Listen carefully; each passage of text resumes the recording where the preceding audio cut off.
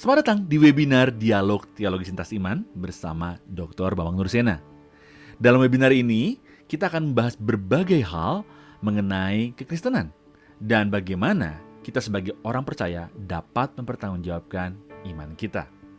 Berikut adalah cuplikan-cuplikan video dari pertanyaan-pertanyaan yang diajukan oleh para peserta webinar yang dilakukan setiap 2 minggu sekali pada hari Kamis jam 7 malam. Bagi Anda yang ingin mendaftar, Anda bisa klik link bit.ly/dialog lintas iman atau Anda bisa klik link yang terdapat pada caption di bawah ini. Jangan lupa untuk klik dan subscribe YouTube channel Pijar TV.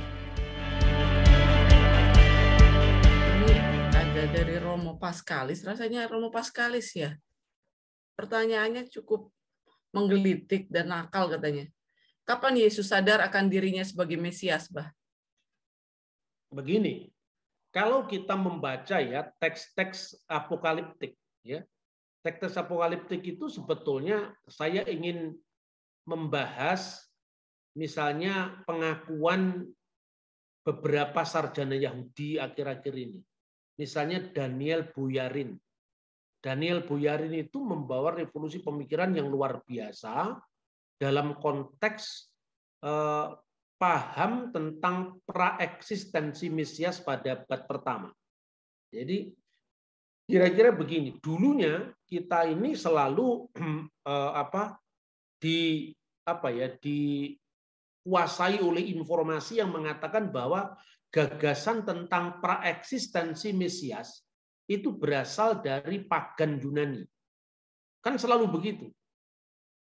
Bahkan sampai munculnya teolog-teolog Protestan Jerman yang dikenal dengan mazhab Tübingen itu arahnya masih ke sana.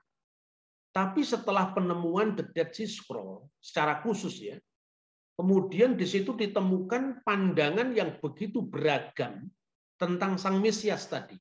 Antara lain misalnya apa yang dicatat di dalam misalnya kitab-kitab Deuterokanonika misalnya. Nah ini juga antara Protestan dan Katolik dulu kan bersih tegang ya. Padahal sebenarnya kitab-kitab Deuterokanonika itu mewakili masa-masa transisi munculnya kelompok Yahudi Helenik ini. Nah Yahudi Helenik itu tidak sampai jatuh kepada Helenisme. Satu contoh misalnya ya, Philo. Philo itu kan salah satu yang mewakili kelompok Yahudi Helenik ini, tapi dia benar-benar tenggelam ke dalam Helenisme ketika dia mengatakan bahwa Logos atau Sang Firman itu Deuterotheos, yaitu Allah kedua. Justru Perjanjian Baru yang jelas-jelas mengatakan bahwa Logos itu adalah Theos, Firman itu adalah Allah. Nah, Yesus sebagai guru hikmat yang digambarkan dalam misalnya karya-karya Yahudi Helenik ini itu tampak sekali ketika Yesus mengatakan marilah padaku hai kamu yang letih lesu dan berbeban berat karena aku akan memberikan kelegaan bagimu. Itu lazim sekali di sastra hikmat pra-Kristen. Jadi kesadaran Yesus tentang dirinya ini yang kata Daniel Boyarin mungkin itu mewakili bagaimana Yesus sendiri merepresentasikan pandangan tentang Mesias yang praeksisten. Dan seperti pandangan seperti itu juga tersebar misalnya di Book of Enoch, kitab Enoch. Lalu ada muncul di dalam buku yang namanya 4 Esra, dan itu tidak masuk dalam Deuterokanonika.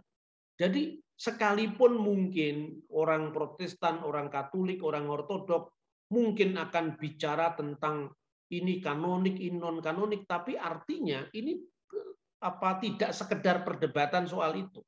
Ini melampaui kanonik non kanonik karena apa? Ada rekaman-rekaman pandangan teologis yang sangat beragam yang muncul pada masa itu, yang itu dicatat dalam literatur non kanonik. Itu tidak berarti kita menerima seluruh kitabnya sehingga kita berdebat lagi soal itu kanon atau tidak kanon, tapi itu mewakili zamannya. Itu yang saya ingin sampaikan ya.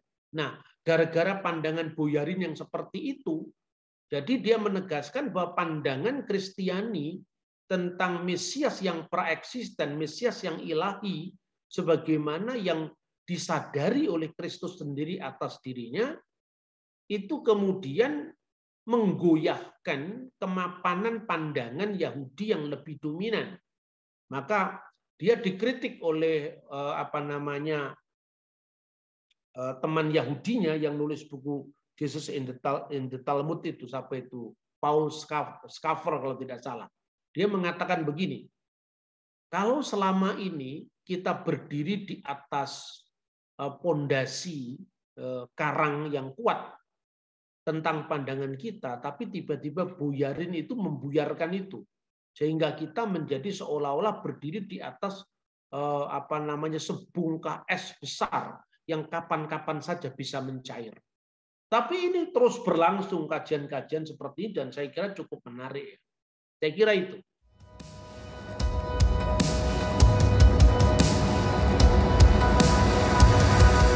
Terima kasih Anda sudah menyaksikan cuplikan dialog teologis lintas iman bersama Dr. Bambang Nursena. Jangan lupa segera daftarkan diri Anda dengan klik link bit.ly/dialog lintas iman, atau Anda bisa klik pada link yang ada di caption saat ini juga. So, informasi selengkapnya ada pada image di akhir video ini.